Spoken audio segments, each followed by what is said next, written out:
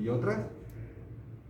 Las condilias. Las condilias, Sí. que son las ovoides Alteradas. porque son semiesféricas, no son completamente circulares o esféricas, por eso se denominan ovoides alteradas. Las sellares, ¿cuáles llegan a ser? Por ejemplo, las sellares inalteradas o la sellar inalterada, ¿cuál es? La de encaje El recíproco. encaje recíproco. Y sellares alteradas, troclear, trocoide, trocoide. ¿verdad? Por la forma que tiene. Entonces, esta es la clasificación. Si hemos entendido eso, pues ya estamos un paso adelante. Porque lo siguiente es entender el tipo de sujeción en base a la regla cóncavo-convexa, ¿verdad?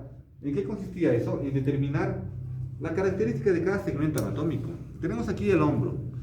Desde el punto de vista de la OTM, desde su clasificación, ¿qué tipo de articulación sería? Sería un ovoide. Muy bien. Ovoide Inalterada. inalterada. ¿Verdad? Porque es completamente esférica. Esta ovoide inalterada, ¿a qué regla va a pertenecer? ¿De qué depende esa regla? Depende de las superficies articulares. Tenemos la cavidad glenoidea, que es cóncava, y tenemos la cabeza del húmero, que es convexa, para formar justamente esta ovoide. Cuando hablamos de esta regla cóncavo-convexa, tenemos que partir del segmento que va a generar movilidad, no del segmento que va a quedar fijo. ¿Cuál es el segmento que va a quedar fijo?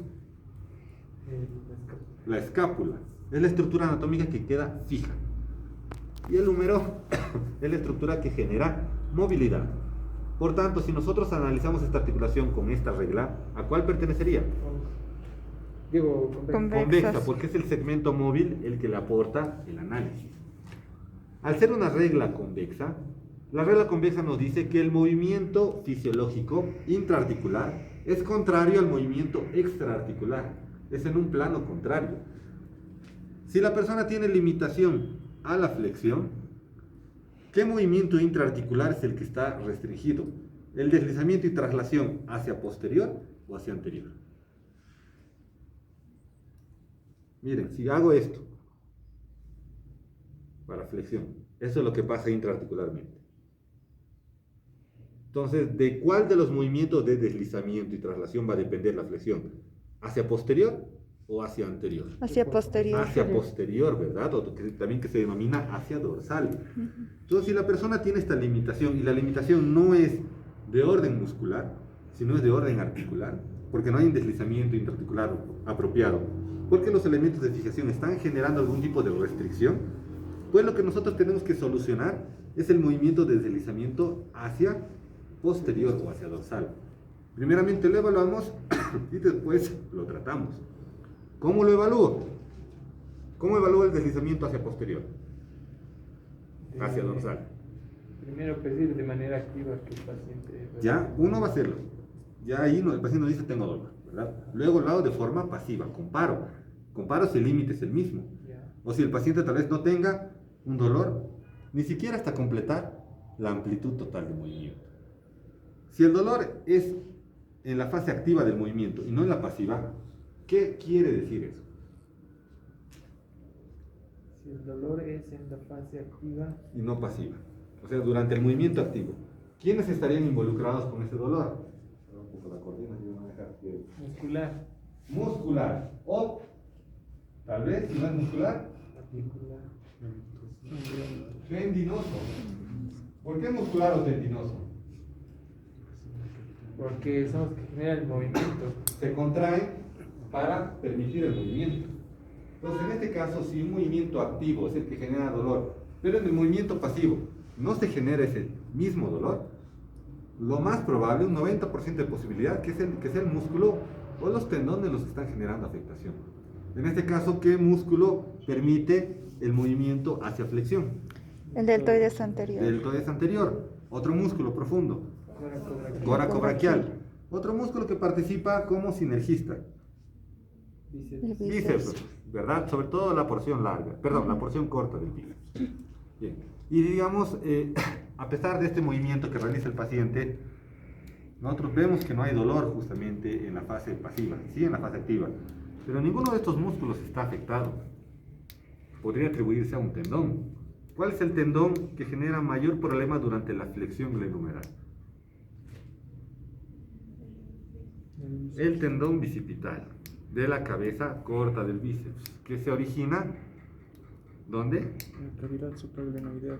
Esa es la cabeza larga. En la apófisis coracoides. Apófisis coracoides.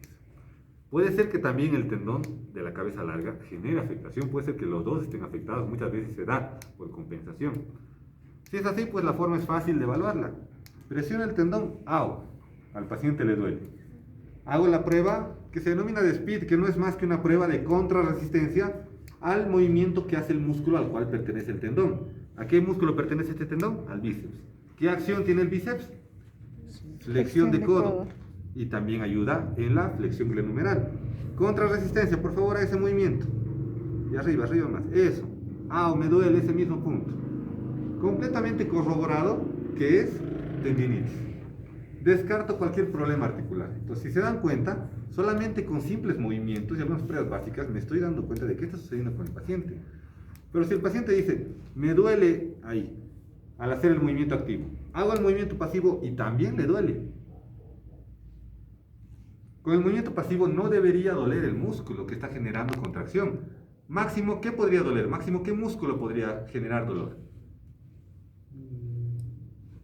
Deltoides. El músculo antagónico. Porque tal vez estoy sometiendo a una elasticidad para la cual no está preparado, porque ha sido mucho tiempo que ha generado retracción, mucho tiempo de inmovilidad. Máximo un músculo antagónico va a generar molestias, no un músculo agonista ni un sinergista.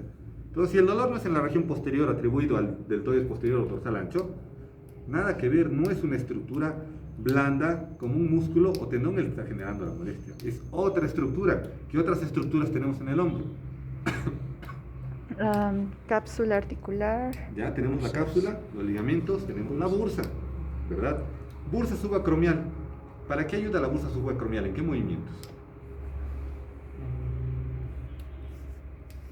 Abducción de más de 120 grados y en flexión por encima de los 90 grados. Pruebas que se utilizan para pinzamiento subacromial. Puede ser el test de Yokun, haciendo que el paciente haga esto en sedestación. Arriba, por favor. Arriba, arriba, arriba. Hasta aquí no hay dolor, pero a partir de ahí sí, puede ser que haya pinzamiento. Igual en sedestación le digo, usted haga este movimiento y en la parte final hago contrarresistencia. A ver, vamos. Arriba, arriba, arriba, arriba, arriba. En la parte final hago. Igual dolor en la misma zona, más que seguro que es un pinzamiento subacromial. Las dos pruebas bursales están dando como positivas. ¿Ya? Entonces me voy dando cuenta en base a la utilización y selección de pruebas. Ustedes tienen que saber cuáles van a utilizar para descartar. Lo más importante en este caso para cualquier segmento anatómico es descartar. Si ustedes no descartan, pues pueden estar perdidos en decir, no puede ser tendón, no, tal vez es manguito rotador, tal vez es bursa. Le pondré magneto, ¿no? Porque el magneto va a abordar todo eso y algo se sanará con el magneto, ¿verdad? O le pondré corrientes en varias partes. Para manipulación ya. Masaje por aquí, también por aquí está la bursa, creo, también está parte del tendón bicipital, aquí atrás está el manguito rotador, ya, va a servir para algo. Esa no es la idea. La idea es saber específicamente qué está siendo afectado. Por eso lo más importante, yo diría incluso que las pruebas de confirmación son las pruebas de descarte para ir aislando qué no está afectando al paciente. Hago todas estas pruebas, no hay dolor, no hay molestias. Sigo con la idea de que algo está sucediendo intraarticularmente. El deslizamiento intraarticular no está facilitando el movimiento extraarticular, el movimiento grande. Entonces me voy a utilizar una prueba que aborde justamente eso. Hago deslizamiento posterior, no tengo de otra. Voy, cabeza del húmero, deslizo posteriormente. Duele, hay restricción, hay limitación, pues ya me he dado cuenta de qué está sucediendo. Elementos de fijación pasivo no están contribuyendo, están restringiendo el movimiento y el deslizamiento posterior no se está dando de forma apropiada.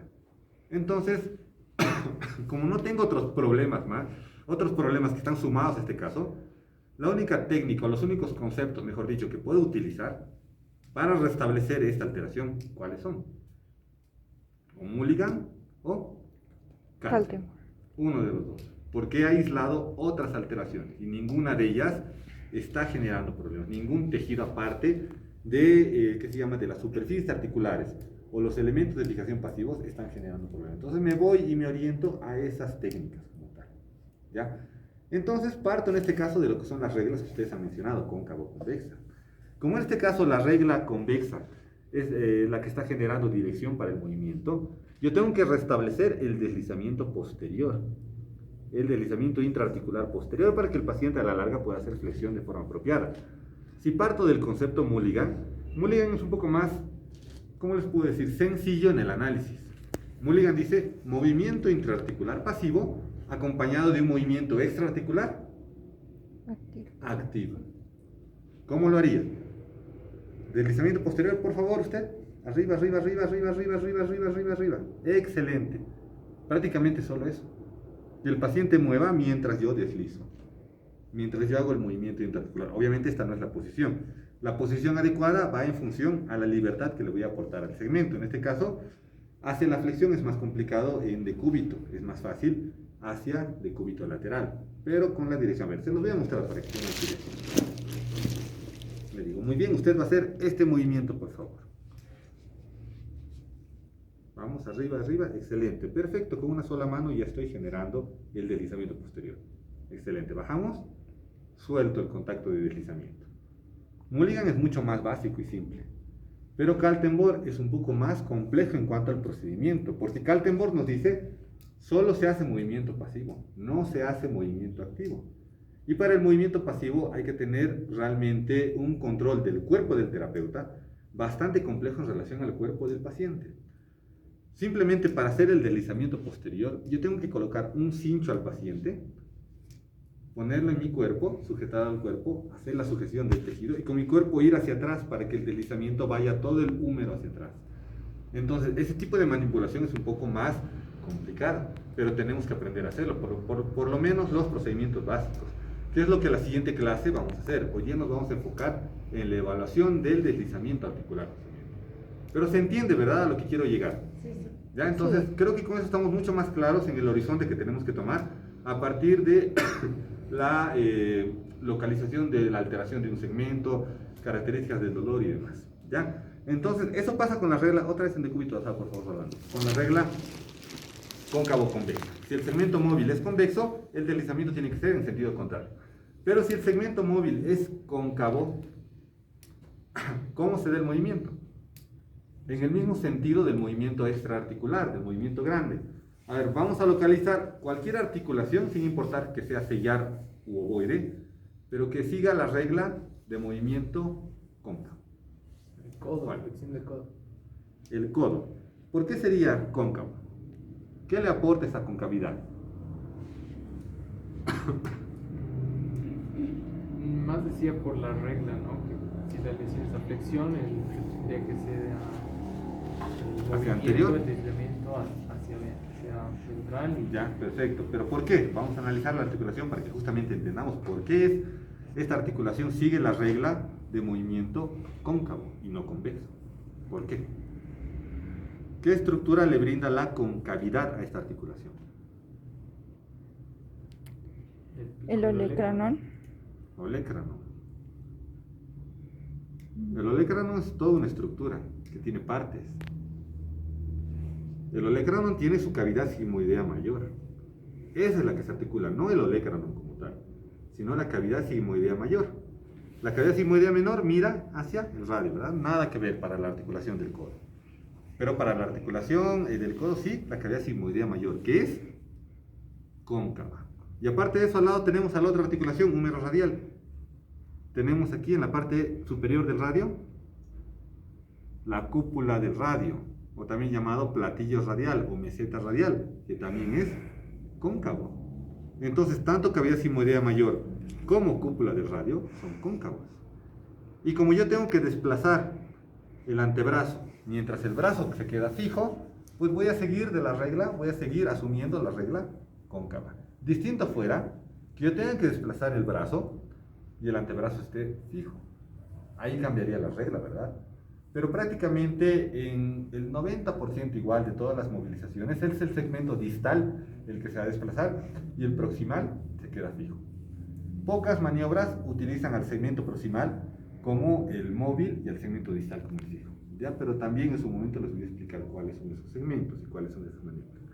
Entonces, en este caso, si el paciente tiene dificultad a la flexión, como lo mencionaba Pablo, el movimiento o los movimientos que tengo que restablecer en ambas articulaciones son los movimientos hacia ventral o hacia anterior. Aquí es un poco complicado porque tengo dos articulaciones. Con el simple hecho de hacer esto, no voy a movilizar ambas. Para movilizar el radio, ¿qué tendría que hacer? solo la cúpula del radio. Entonces me voy a esta posición, miren, con el antebrazo neutro hacia esta dirección, la palma de la mano mirando hacia el cuerpo. Según Mulligan, solamente hago esto. Tomo el húmero, cúpula del radio hacia anterior. Según Kaltenborg, tengo que hacer esto. Tomo el brazo, desplazo cúpula del radio hacia anterior, pero con la base de la mano. Según Mulligan, este movimiento tiene que ir acompañado ¿de qué? De flexión. Entonces, para facilitar dicho movimiento, hago esto. Por favor, le digo al paciente que haga flexión. Por favor, doblamos el codo. Eso. Excelente. Y vuelvo a la posición original. Pero para Kaltenborg, tengo que hacer esto de manera sostenida, en un tiempo determinado, en una posición específica. Porque no olvidemos que Kaltenborg tiene distintas posiciones. Tiene la posición de reposo, tiene la posición cero, tiene la posición de reposo actual y tiene la posición de bloqueo. 4 tipos de posiciones, características de cada una de ellas. Posición cero es la posición en la cual la articulación está en posición neutra. Para el codo sería una extensión completa, ¿verdad? Posición cero para el hombro, esa misma posición. Ni flexión, ni extensión, ni reducción, ni aducción, ni rotaciones, ni nada. Posición neutra. Cada articulación tiene su posición cero. Hay posición de reposo. ¿Qué significa la posición de reposo? Es donde los ligamentos van a generar la menor tensión posible. Para el codo, en esta posición se generará disminución de la tensión de los ligamentos anterior, posterior y laterales. No, ¿verdad? Porque el codo está en extensión y ya van a estar en tensión para sujetar el codo. Para liberarlo de esa tensión, ¿qué tendría que hacer con el codo? Un poquito de flexión. Por eso, para maniobrar el miembro superior, así estaba según Kaltenborg. Ligera flexión, no estaba en extensión completa. Ligera flexión, para que de esa manera la articulación esté en reposo. Posición de reposo actual, diferente a la posición de reposo. ¿En qué difiere? La posición de reposo actual es la posición en la cual el paciente no siente dolor cuando ya hay una alteración de por medio. Es lo que nosotros denominamos como postura o posición antiálgica. Entonces el paciente dice, ahí no me duele. Si hago un poco más de esto, sí me duele bastante, pero ahí no me duele, por eso tengo mi codo en esa posición. Muchas terapias, según Kaltenborg, se hacen en la posición de reposo actual, porque si yo busco la posición de reposo fisiológico, ya hay dolor, y Kaltenborg no puede ser abordado cuando hay dolor de por medio. Si hay un poco de dolor, ya la técnica no va a generar el mismo efecto fisiológico, ¿ya? Y luego está finalmente, como les decía, la posición de bloqueo final. La posición de bloqueo final es el punto máximo de contacto entre las superficies articulares, en la cual tampoco se puede hacer deslizamiento, entonces no se utiliza para la terapia. Las únicas posiciones que se pueden utilizar para terapia, ¿cuáles serían? De reposo y reposo. Las únicas. Posición cero y posición de bloqueo nunca se utiliza. Está claro, ¿verdad? Entonces por eso también vamos a ir buscando, conforme vayamos viendo Kaltenborg la siguiente semana, las posiciones de reposo que cada articulación tiene prescrito fisiológicamente para poder abordar esta técnica, ¿ya? Entonces les repito, por eso Kaltenborg va a utilizar esta posición y en esa posición de reposo yo hago esta maniobra y la mantengo por aproximadamente 10 segundos a 15, que es lo que Kaltenborg indica.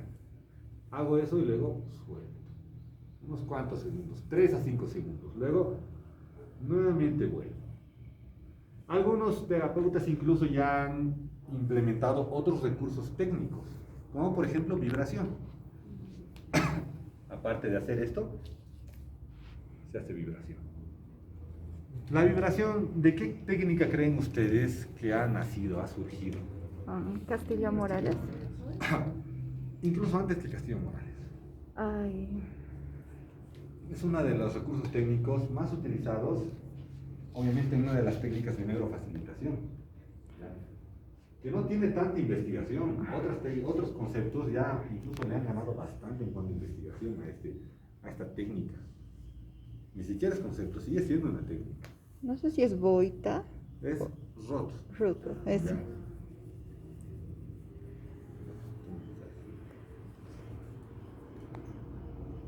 Utilizamos que se llama el recurso técnico a veces de la vibración, como otros autores han propuesto, porque la vibración genera un movimiento diferente, una estimulación diferente en cualquier tejido.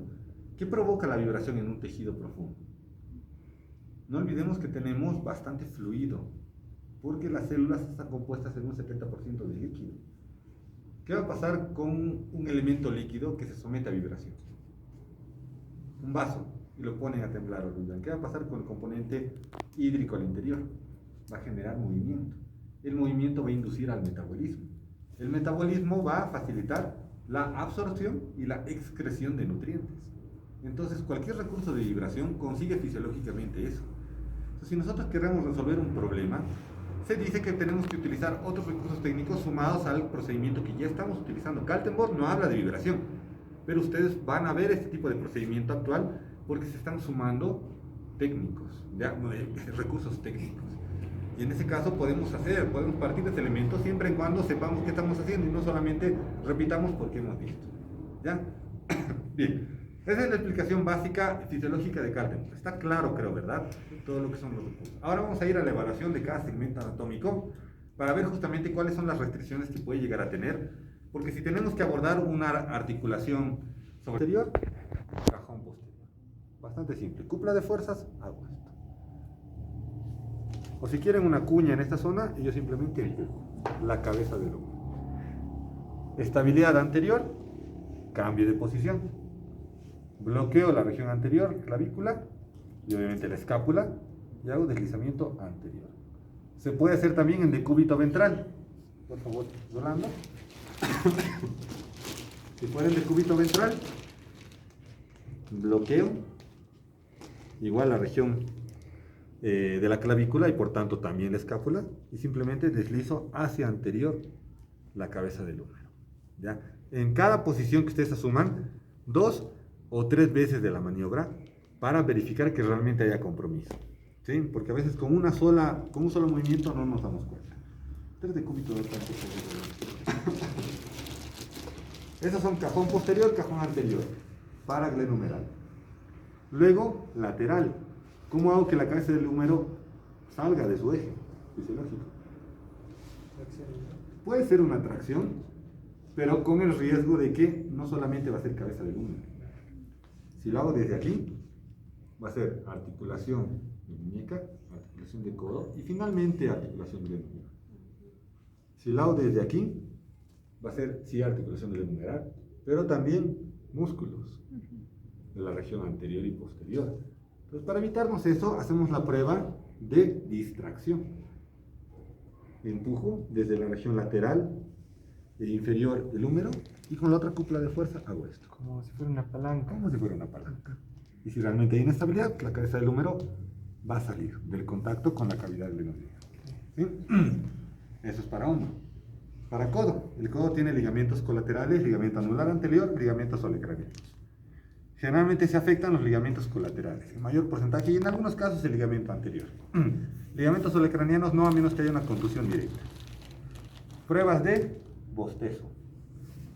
Bostezo medial es como si estuviera buscando que se abra la articulación, y al abrirse obviamente bosteza, pues se le llama así. Si hay presencia de un movimiento deliberado, una apertura grande, pues la prueba es positiva. Voy para bostezo lateral. Y en el caso de hiperlaxitud. Cuando hay hiperlaxitud no tendría que haber un movimiento tan deliberado. ¿Por qué razón? Porque aquí existe dos articulaciones que van a evitar el movimiento de la otra. O sea, la articulación húmero-radial va a limitar el movimiento de la húmero-cubital y la húmero-cubital de la húmero-radial. Ningún bostezo debería ser deliberado, incluso con hiperlaxitud. ¿En qué segmentos vamos a encontrar movimiento deliberado con hiperlaxitud? En la cadera y en la rodilla. ¿Ya? Tal vez en el hombro, para el movimiento de anteriorización y de posteriorización. Por eso tenemos que acompañarlo de la prueba contralateral. Porque si comparamos y ambas tienen el mismo rango de movimiento, no hay dolor por medio, pues entonces puede ser que la persona esté justamente con un antecedente ya genético de tener hiperlaxitud. Pero si es solamente un segmento el que tiene gran movilidad y el otro no, pues podría ser que ahí hay inestabilidad en un segmento en particular. Tenemos que hacer otras pruebas de corroboración más, incluso ecografías para ver integridad de ligamentos y demás. ¿Ya? Entonces, para codos laterales y mediales, pruebas de bostezo. Para el ligamento anular anterior, prueba de cajón anterior. Simplemente tomo de esta manera y desplazo hacia anterior, desde la región posterior del cúbito. Como les decía, ligamentos olecranianos no se van a afectar a menos que haya una contusión directa o una fractura del olecrano. Si no es así, pues directamente no pasa absolutamente nada. ¿Ya? Articulación radiocubital superior e inferior. Hago pruebas de deslizamiento simplemente. ¿Quién se va a deslizar, el cúbito o el radio en este caso?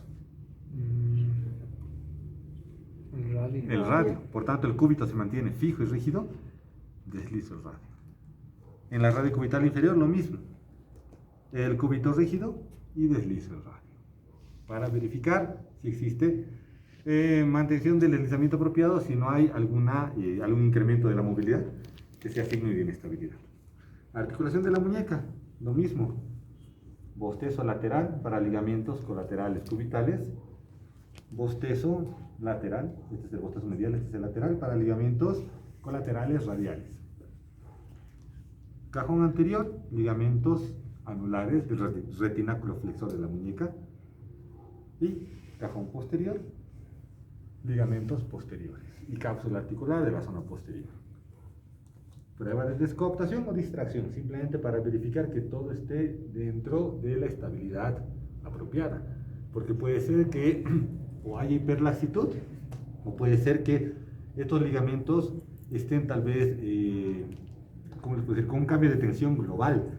No solo un ligamento está afectado, sino varios, y con la prueba de distracción me doy cuenta de que más de uno puede estar afectado, generando más inestabilidad en la articulación. Para los dedos incluso se puede hacer lo mismo, dependiendo de la forma de la articulación. Para la articulación metacarpofalángica, deslizamiento anterior, posterior.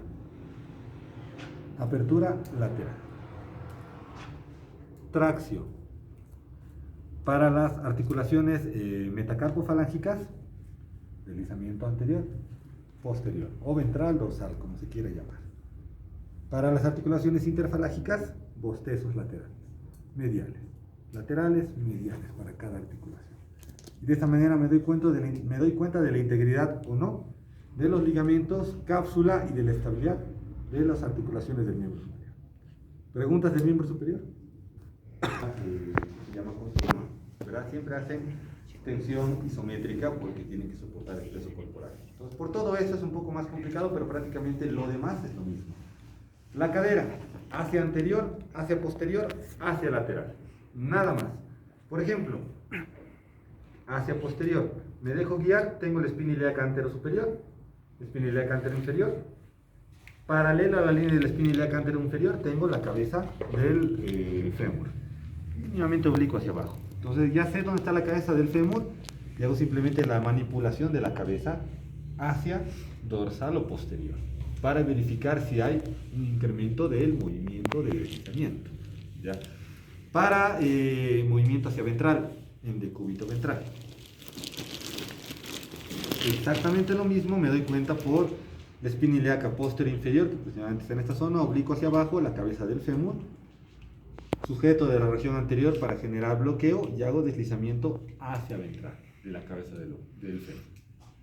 Si no quiero utilizar esta mano, tal vez para no, ¿cómo les puedo decir? Para no tocar de más al paciente, si es una dama, se incomoda, puedo utilizar una cuña simplemente, una almohadita rígida, firme, y lo mismo, con la otra mano hago el deslizamiento. ¿Ya? Otra este cúbito dorsal, por favor, Rolando. Y para el movimiento lateral, pues hago la misma prueba de distracción. Lo mismo, para verificar si existe inestabilidad. Esto en el adulto, para verificar inestabilidad en el niño, ¿qué hago? Si fuera el niño, tengo que verificar primeramente en base a la circunducción, luego tengo que hacer Ortolani-Barlow. ¿Cómo son las pruebas de Ortolani-Barlow? Barlow, el signo de Barlow, ¿verdad? Para ver si es que existe asimetría en miembros inferiores producto de una displasia subluxación. Ortolani. Hago la rotación externa para verificar si hay crepitación o un chasquido en la parte final de la rotación externa y abducción. Obviamente en el adulto no se hace, pero en el niño se hace. ¿Ya? Pues por eso para el adulto es distinto a las pruebas de estabilidad. Eso en cadera. ¿Se puede hacer una distracción en cadera según algunos autores? Sí, tomando desde la región distal, pero con el compromiso de la rodilla, como decíamos. El peso del paciente hace el bloqueo, yo simplemente hago esto. Si realmente hay un compromiso, sobre todo del ligamento redondo, sí voy a notar que hay un descenso de la región superior del muslo y una separación, y en el lado contrario no. Entonces sí, eso sí puede evidenciar un signo de que hay una alteración en el ligamento redondo. Es el ligamento más potente del cuerpo, difícilmente se va a alterar, pero puede ser que un movimiento fuera de lugar llegue a afectar, ¿ya? O puede hacer este tipo de distracción anterior, de la misma forma. Y si, digamos, yo advierto dolor y un cambio muy marcado de alineación, y en el lado contrario, ¿no? Pues entonces también puedo estar corroborando este dato, pero la única manera de saber exactamente qué está sucediendo, ni siquiera es con una ecografía, sino es con una resonancia magnética o tomografía, porque es una estructura muy profunda el ligamento redondo, y con la ecografía no se puede acceder hasta la estructura intraarticular, porque la coxa femoral tiene muchas estructuras alrededor, ¿ya? Bien, eso para la cadera. Para la rodilla, lo mismo que para el codo. ¿Qué sería esto? Bostezo. Bostezo lateral. ¿Qué sería esto? Bostezo medial. Bostezo medial.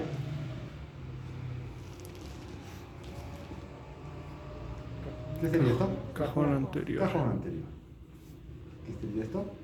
Cajón posterior. Cajón posterior. Los bostezos laterales y mediales para ligamentos colaterales. Cajones para ligamentos cruzados. Si cajón anterior evidencia una separación muy marcada de las estructuras articulares hacia anterior, ruptura del ligamento cruzado anterior. Si el cajón posterior evidencia un movimiento deliberado hacia posterior y separación de las estructuras, ruptura del ligamento cruzado posterior.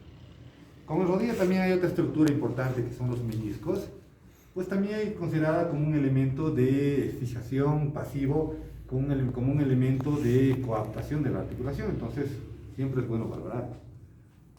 ¿Qué estoy haciendo?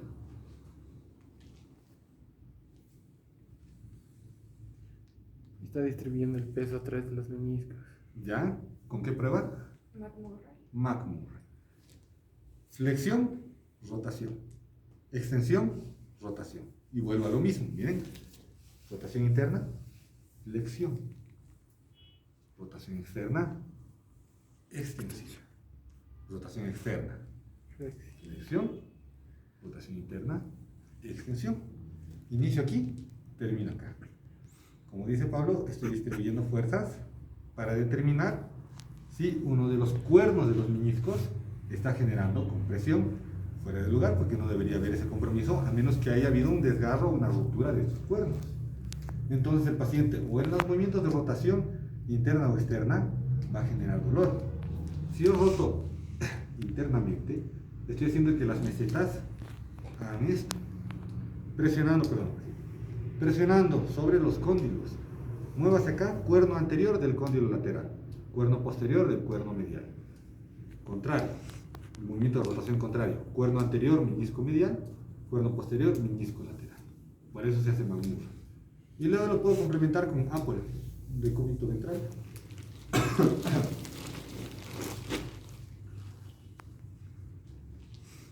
Compresión, rotación externa, rotación interna para evaluar exactamente lo mismo.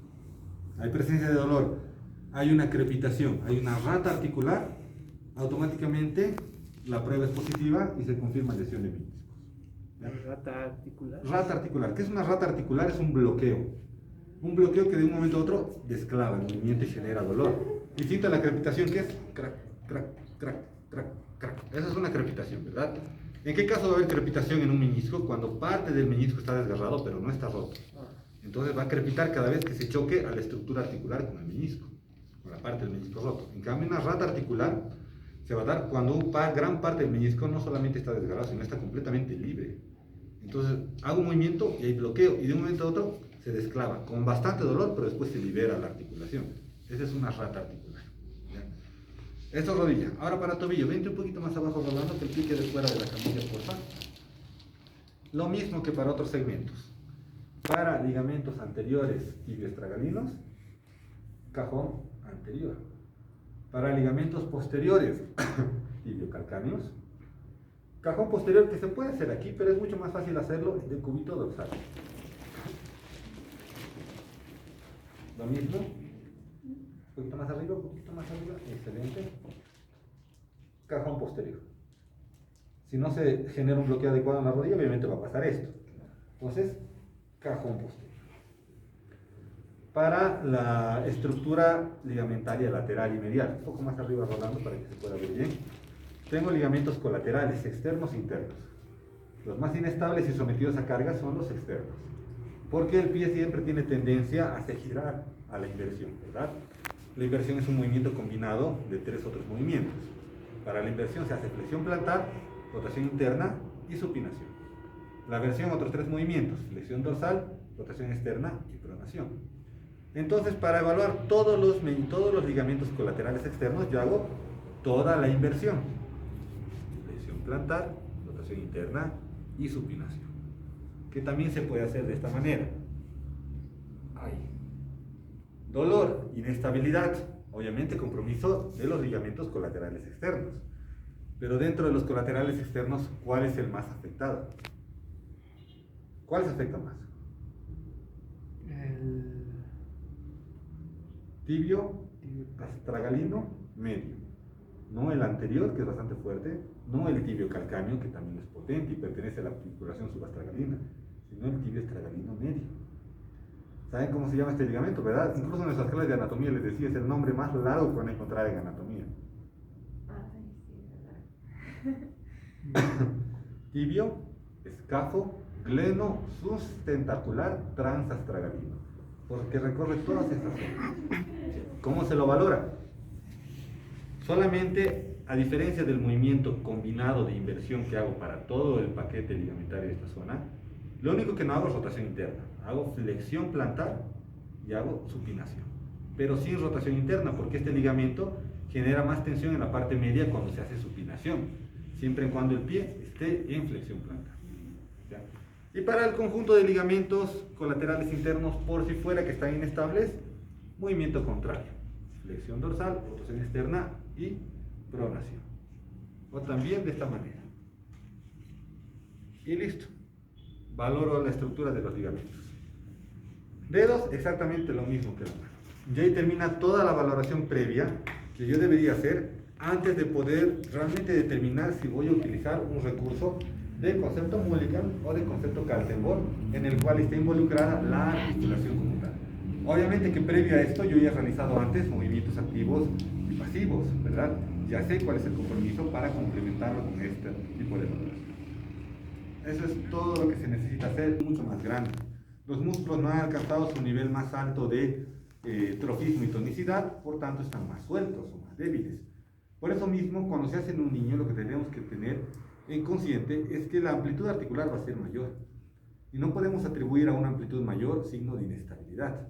Tenemos que conocer las características fisiológicas del niño. El niño nos va a decir, me duele muchas veces solamente porque le estamos presionando fuerte un segmento. Entonces tenemos que diferenciar la presión justamente de la sujeción terapéutica para evaluación y terapia. Y aparte de eso, no hacer un movimiento muy marcado ni deliberado, considerando que los elementos de fijación pasivos no están completamente desarrollados en cuanto a tensión y propiocepción. Un movimiento muy deliberado los puede llegar a comprometer y puede llegar a romperlos. Entonces la fuerza siempre tiene que ser menor y considerar que la amplitud va a ser mayor. Y aplicaría lo mismo para adultos mayores, ¿no? También para adultos mayores, pero teniendo en cuenta que en este caso muchas veces no hay mayor grado de flexibilidad articular por cuestiones de la edad. Más bien hay disminución de los espacios articulares, hay inicio de la rigidez y un deslizamiento muy marcado podría deteriorar las superficies articulares que ya están afectadas, ¿verdad? Más aún si la persona está cursando con un proceso de artrosis o tiene un proceso degenerativo de artritis. Ahí cuando intento hacer un deslizamiento es bastante doloroso y puedo generar mayor daño y compromiso de las superficies y cartílago articular que ya están deterioradas. ¿Ya? Entonces, para cada paciente en relación a su grupo etario, pues tengo que modificar las pruebas, algunas posiciones incluso, porque no para todos va a aplicar de la misma forma. ¿En cambio a los deportistas? ¿Perdón? En cambio a los deportistas. Para los deportistas, el procedimiento debe ser el mismo siempre y cuando estén dentro de la edad considerada como una edad adulta, desde los 18 hasta los 40 años. Pero si son menores de 18 años, se los considera todavía como pacientes pediátricos. Entonces, dependiendo de la edad, ya sea 16, 15, 14, 13, 12, pues entonces el tipo de fuerza, el tipo de sujeción va a ser diferente. Y si son pacientes ya pasada la edad de la adultez temprana, ya estamos en la adultez tardía a partir de los 40 años, pues también cuidado porque puede ser que con una maniobra muy brusca podamos poner en compromiso un segmento anatómico. ¿Sí? Y en la osteo...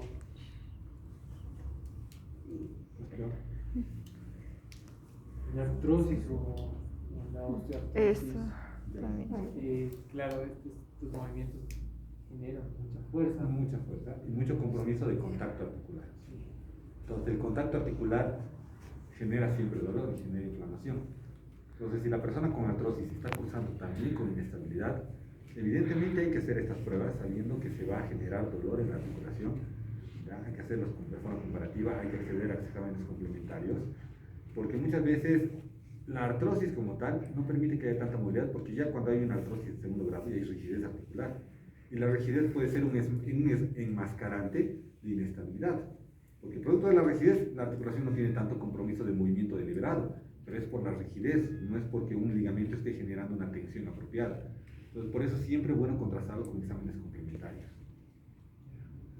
¿Qué pregunta? Sí, en el caso que, digamos, el paciente tuviera ya sea la pierna o el brazo amputado, ¿se podría también realizar? ¿Una pierna o el brazo qué? Una pierna o un brazo amputado. Amputado. Sí, se podría. tiene que hacer lo mismo si es que se sospeche de inestabilidad, porque el hecho de que no haya descarga de peso o no haya sujeción de un segmento, no quiere decir que este segmento no se vaya a afectar, ¿verdad?, con alguna alteración articular. Puede generarse un movimiento deliberado, una caída, una mala posición de la articulación que está todavía fisiológicamente activa, que puede generar compromiso. Entonces, la sujeción tiene que ser la misma. Si hay una amputación, por ejemplo, con un muñón que está por debajo de las mesetas tibiales, en un caso obviamente no voy a poder sujetar el segmento distal. ¿Cómo hago? Simplemente esta zona hago la manipulación, parecida a lo que pasa con el codo. Ya si hay una amputación en el miembro superior, con un muñón que está obviamente en el nivel de la cabeza del cuello anatómico del húmero, entonces tal vez no haya compromiso de estabilidad, o tal vez sí. ¿Cómo hago las pruebas? Las pruebas simplemente las hago a partir de la cabeza del húmero. Entonces no tengo que sujetar el segmento distal. Para la prueba obviamente de aquí, de distracción, ya no voy a poder utilizar este segmento lateral, pero solamente con el muñón puedo hacer una cupla de fuerzas un poco más corta. Simplemente es cuestión de adaptación. ¿Ya? ¿Alguna pregunta más, chicos? Creo que no, ¿verdad? Ya estamos sobre la